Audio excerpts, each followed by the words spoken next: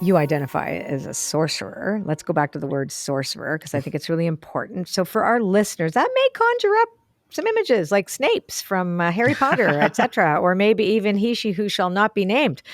So what does being a sorcerer mean to you? Well, while I do like snakes, I actually have several as No, pets. Snape's. No, I know. Professor Snape's. Oh, right. He He who spoke must the not be snake. named. Slytherin. Yeah, Slytherin house, right?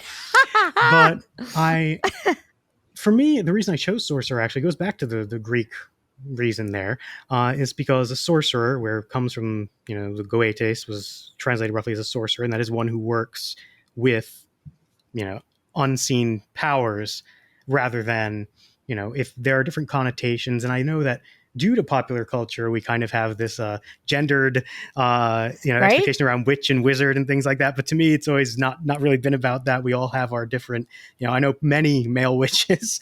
Right. It's really your word, what you call yourself, should just reflect what feels right to you, and also what you do. It's more about trying to take a word to describe that practice you engage in, more than anything else. And for me, sorcerer was Right. what came with it, because it came with that connotation of dealing with, a kind of cavalcade of spirits and other entities. And isn't that also connecting to source?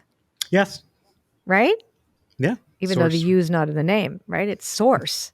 I am a sorcerer. I source. It's like when you look at an eidolon, it's the source. When you imagine the animation of fire, it is the source, that intelligence of fire, etc. So at least that's my take on it. And well, I also have the idea of, kind of, for another thing, if we're talking about source there, I also think very often of what I do, and I have like a telecom metaphor for a lot of things because I work in IT. But that's great. It is, I also think of it as kind of like as a sorcerer, you are looking at the source code of existence. Right, the source code.